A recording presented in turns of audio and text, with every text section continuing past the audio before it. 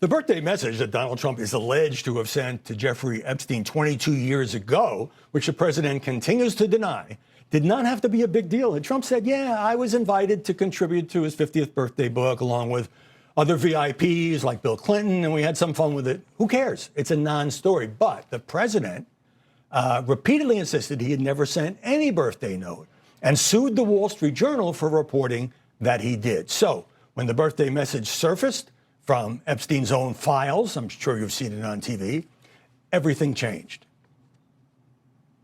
President was boxed in by his earlier denials and continued to say he had nothing to do with that message.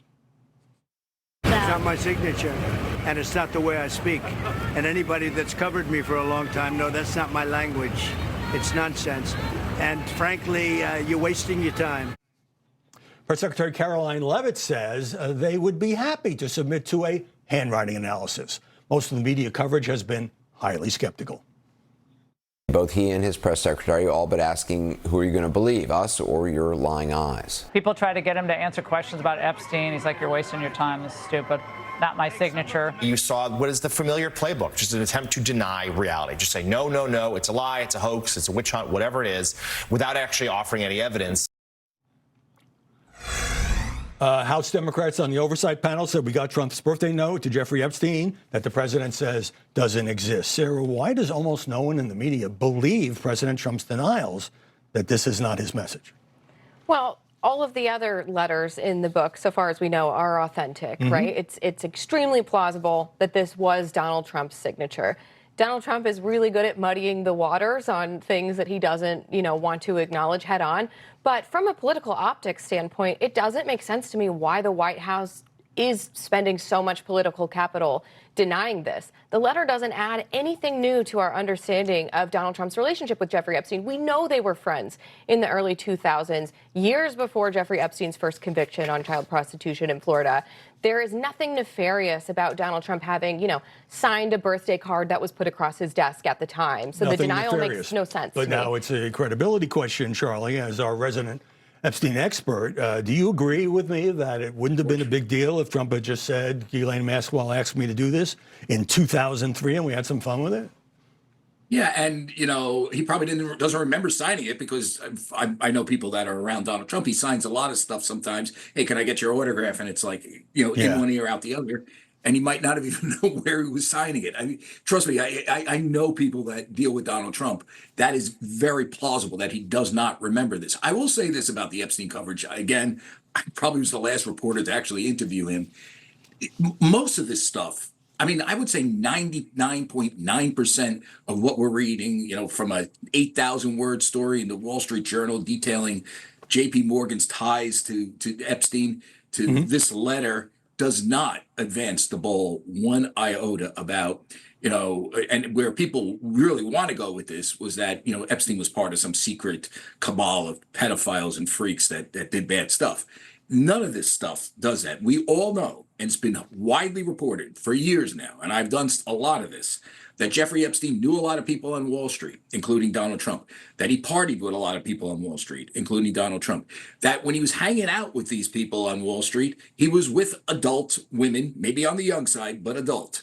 We knew he was good at his job, which was a money manager. This is all just to known.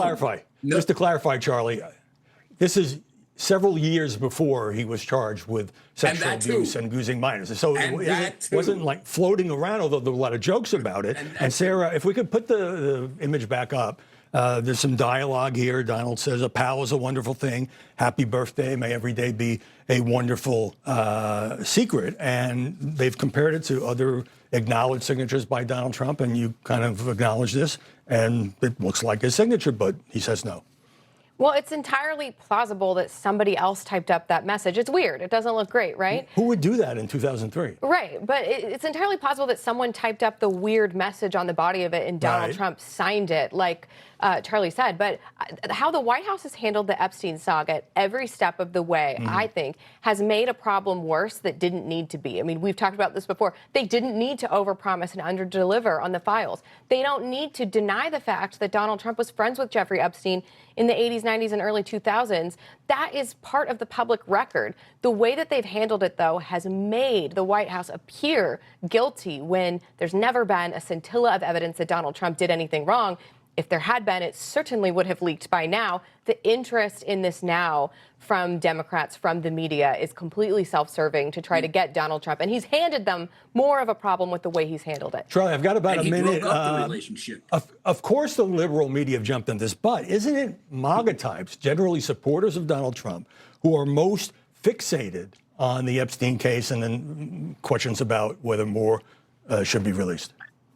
There is a strain of that. But as someone who's covered this, I can tell you that mainstream media reporters who are not friends with Donald Trump have been fascinated by Epstein and been trying to nail the story that Epstein was part of something bigger, something more nefarious, something involving Wall Street and business people like Donald Trump, and trying to put them all in the same pedophile ring without any evidence. I mean, there was a huge case involving David Boies, who you know, super lawyer David Boies of the left, representing Virginia Giuffre, remember, one of Epstein's accusers, going after Alan Dershowitz, trying to suggest that he was on the island and he had sex with minors.